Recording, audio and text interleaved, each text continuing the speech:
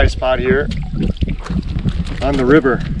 I'll explain what I'm doing in just a minute once I get this guy off the hook.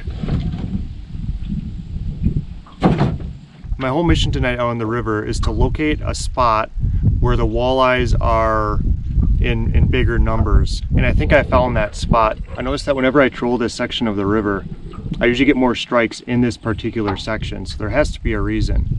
And recently I located my locator on the canoe, finally. And I thought, well, I'm just gonna map this out. I had the locator on my boat.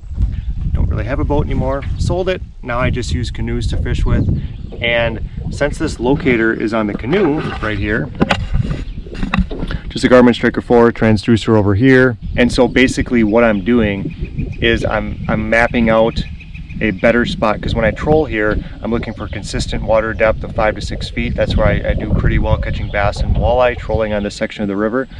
But I often catch more fish in one particular section, and I'm going to explain why. So as you can see now, I'm going upstream 5 feet. That's my goal. I try to stay between 5 and 6 feet. Sometimes it drops down to 4, sometimes 3, but generally 5 feet. What I'm doing this for is because now I can set up on the fish. I can jig for them. I can throw crankbaits, whatever walleye bait. Look how it goes down in depth from 5, 7, down to 8. We're at 8 feet right now. That's where I just caught that walleye.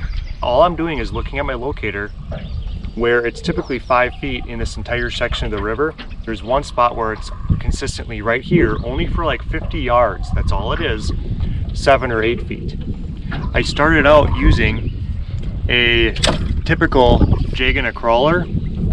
I was using a white jig. This is an 1/8 ounce, just a typical walleye jig you can get at any store, with half of a night crawler. I wasn't covering enough water. I was doing it pretty slow. I was jigging it in pretty slow, not covering enough water. Got my medium action walleye rod. All of my gear is in the description if you're interested in seeing what I use. And so I decided to cover more water. I'd put on this white twister tail. That way I can cover more water. And the technique I'm using, now that I'm in this spot where I know the fish are and have discovered why they're here, that being it's 8 feet instead of 5, makes a lot of sense.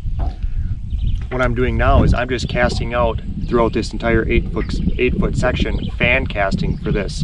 I've caught northern here, I've caught smallmouth here, I've caught walleye here, and there's a reason why they're here. It's because it's got the most depth in this entire area. Now, if I were to go upstream a mile or downstream a mile, I'm sure I could find more pockets, but this is right here, and I've caught a lot of nice fish in this area. Good numbers. That little walleye I just caught, not great in size, but still fun to catch walleye either way. So in order to cover more water, like I said, I'm going with this twister tail. And as you know, walleye, smallmouth generally feed on the bottom.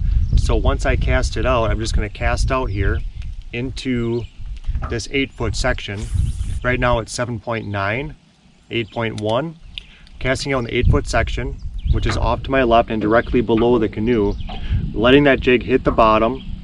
I'm not counting down to try to get it a foot off the bottom, just letting it hit the bottom.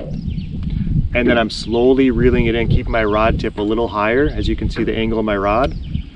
I'm doing that, I almost got snagged. I'm doing that so that it slowly comes up to the surface back toward the canoe.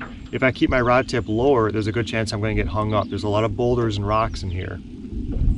And in this section of the river, since it's 8 feet deep and attracting all of these fish, they're hiding behind these boulders, ambushing prey. That's what they're doing here. But this is pretty basic. Everyone's got twister tails in their tackle box.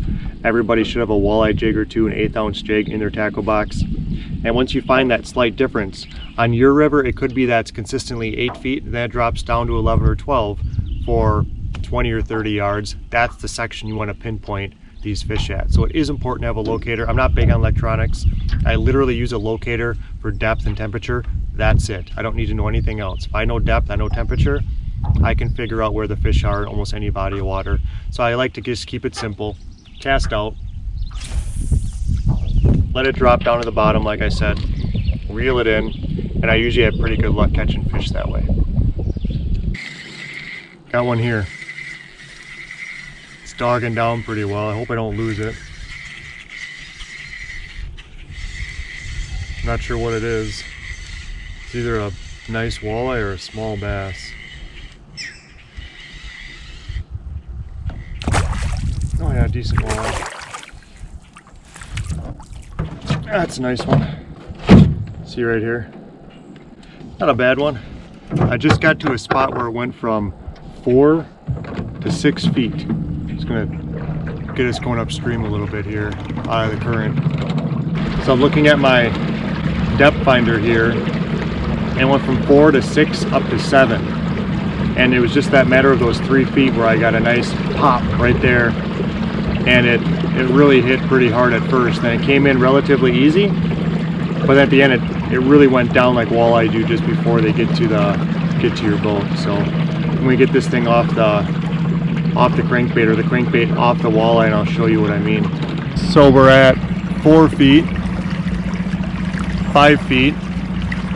We cruised downstream a little bit, so I went back to the shallow spot, and this thing hit